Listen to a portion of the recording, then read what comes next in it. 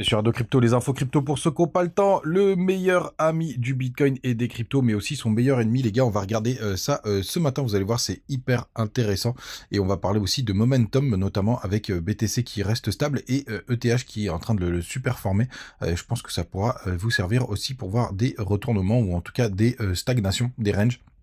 On va regarder tout ça ce matin.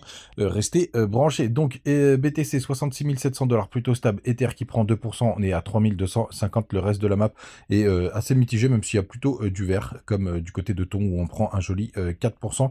On a aussi une pole perf du côté de Matic qui prend 2,5%. Une explosion de H-bar de 84%. Ça fait longtemps qu'on n'avait pas vu une perf pareille dans le top 25, 84%. Rendez-vous compte. C'est vraiment impressionnant. Il y avait une autre crypto hier, j'ai oublié le nom, qui a fait aussi une belle performance. C'est assez incroyable, c'est important de le souligner. On a STX qui perd 7,6%, MNT qui perd 4,6%, on a PP et WIF qui nous poussent un joli 17%. Est-ce qu'on a le retour d'une même coin season? On va voir. On a TAO qui repasse sous les 500 $ et qui perd 3,6%, MKR qui prend un joli 3%, et ça y est, on est dans le bas du top 50, les gars. Du côté du daily du BTC, très intéressant ce qu'on est en train de faire. On est en train de titiller tout simplement le haut du nuage. On va voir ce que ça va donner bien évidemment, mais la clôture du jour sera assez importante. Regardez, on se fait très bien rejeter. La bonne nouvelle, c'est que le nuage continue de pousser petit à petit sur ce mois d'avril. Donc il peut nous emmener aux 67 650 $ sans trop de problèmes, en sachant que on a une double confluence le 27 avril, puisqu'on a le petit bloc du nuage, mais aussi la borne haute de l'ancien triangle de compression qui s'est transformé en borne basse, hein, puisque ça a croisé. On va voir bien évidemment ce que ça a donné. Du côté des autres indicateurs de notre ami BTC, on a une carte de liquidation avec pas mal de pics qui se situent au-dessus des 67 000 $. On le voit, le gros pic juste ici, vous l'avez vu, il y a la résistance dans quelques jours. On a pas mal d'ordres qui sont accumulés au niveau du sud, mais franchement, rien de bien méchant. Les fundings sont repassés positifs, mais pareil, ça reste assez léger. On a même BNB qui est encore en négatif. Donc pour l'instant, personne ne croit à ce mouvement. C'est plutôt calme, il n'y a pas beaucoup de liquidation. Bref, il y a de quoi s'amuser.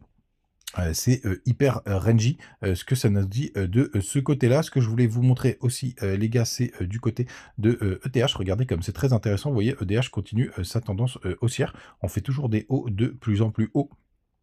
Tranquillement, et même si on arrive sur une grosse résistance, et je voulais vous montrer la différence, c'est ce qu'on appelle le momentum, pour le coup, la différence par rapport à BTC, qui, vous voyez, commence lui à latéraliser, à stagner, à faire un mini range qui se situe entre les 67 000 et le bas du range qui se situe aux alentours des 66 000 $. Vous voyez, on est en train de bouger d'être dessus. Vous avez le momentum qui est en train de croiser là au niveau du MACD. On est en 4 heures. Vous voyez, là pour l'instant, c'est Renji du côté de BTC, alors que ETH continue de faire des nouveaux plus hauts, même si c'est petit à petit. Vous voyez, le MACD n'a pas croisé. Donc là, on a ETH qui pourrait mieux s'exprimer que BTC. On va voir ce que ça va donner.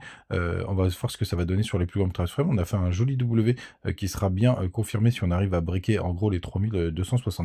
On a croisé en daily. En plus, le momentum était, on est descendu bien bas sur les MACD. On avait pas mal dégonflé. Pareil sur le RSI. Donc ça, c'est plutôt intéressant. On va voir si ETH commence enfin à surperformer BTC. Et d'ailleurs, je pense que si on va voir ETH face à BTC, on commence à voir un petit W qui s'est formé. Ah, il est encore de formation. Il y en a un qui est en train de se former juste ici, un W dans un plus gros. On va voir ce que ça va donner. En plus, on était sur un support de trendline. Donc, est-ce que c'est le moment de ETH de performer? Ce serait une bonne nouvelle, puisque ça nous ferait des alts aussi qui sont un peu plus en forme. Et d'ailleurs, quand on va sur Litecoin Season Index, on voit qu'on a eu un joli rebond ces derniers jours, hein, on le voit bien juste là, hop, le petit trait noir. Attention les gars, bien regarder cet indicateur en yearly. Donc en year, les gars, le pire ennemi et le grand ami du Bitcoin. C'est important de regarder ces derniers temps. Parce que tout simplement, le SP500 est pas mal calé sur le BTC, et en plus on arrive sur des zones qui sont hyper intéressantes, puisque vous voyez, on peut faire les mêmes analyses du côté du SP500, donc les marchés américains, et vous voyez, dès qu'on arrive dans le bas de la survente du côté du RSI, c'est le moment où on a des beaux rebonds. Regardez, ici on a eu un joli rebond, ici joli rebond, ici on a eu un très beau rebond, ici pareil, quand on était sur une zone importante, on a eu un très rebond. Alors attention, on est descendu direct, et c'est pour ça que c'est hyper intéressant parce que à partir du moment où le SP500 a rebondi, on a eu la même chose du côté du marché crypto. Alors la question qu'on va se poser, c'est est-ce qu'on va faire une pattern qui ressemble à celle-ci, c'est-à-dire qu'on fait des jolis rebonds sur la zone de survente, mais qu'on n'arrive pas à s'en extraire. Vous voyez, là, on a eu une divergence qui est un peu plus difficile à lire puisqu'on a plutôt un double bottom du côté du RSI, alors qu'on a fait un plus bas sur le cours. Mais il est important, les gars, de regarder le SP500 parce que ce que je peux vous dire, c'est que quand le SP500 corrige, il emmène le BTC et les cryptos avec lui. Du côté des indicateurs, notamment de Ishimoku, vous voyez qu'on a à peu près la même gueule. On est à l'intérieur du nuage du côté du SP500. On a beaucoup plus de résistance puisqu'on a la Kijun, enfin la Tenkad, le haut du nuage et la Kijun, mais pareil, on peut s'amuser à continuer de pousser et je vous invite à le regarder et notamment l'action Nvidia que je vous invite aussi à regarder. Vous voyez, c'est la même gueule que le SP500. Nvidia fait le SP500 et pour le coup, c'est assez intéressant parce que aussi ça nous donne la température du narratif IA puisqu'il est vraiment drivé par notre ami Nvidia. Donc n'hésitez pas à regarder ça de près. Le SP500 d'ailleurs que vous pouvez trader et Nvidia que vous pouvez trader en USDT du côté de BingX. Comme d'habitude, vous avez les liens en commentaire. C'est plutôt sympathique pour ceux qui s'intéressent au marché. Alors attention, c'est que des contrats futurs, hein, c'est pas du spot. Vous achetez pas des actions, mais ça peut être hyper intéressant pour ceux qui veulent s'orienter vers d'autres marchés. Du côté de l'autre indicateur, mais avant tout, les gars, n'hésitez pas à nous rejoindre du côté de Telegram, de Twitter, toujours des petites news du jour, tous les jours. Les bonus du côté de BingX, je vous en ai parlé. Et notamment BitGet et Mexc. L'autre indicateur qu'il faut regarder, et puis après on finira sur une petite pépite sur laquelle je suis rentré hier, c'est bien évidemment le dollar, et d'ailleurs ça se fait rejeter, en plus sur une zone qui est hyper intéressante parce que c'est une grosse résistance, de toute façon vous ne pouvez pas la passer comme ça, mais nous ce qu'on a besoin les gars, c'est un dollar qui chute, donc un dollar qui chute, un SP500 qui rebondit, ça c'est plutôt une bonne nouvelle les gars. Et donc ça c'est plutôt chouette, mais on va voir surtout si on fait un double bottom, si on arrive à repartir, surveiller ça de très très près. La petite pipite, je vous l'ai partagée hier sur Twitter. Si vous rentrez maintenant, d'ailleurs vous avez un meilleur point d'entrée que moi, elle est du côté de BingX.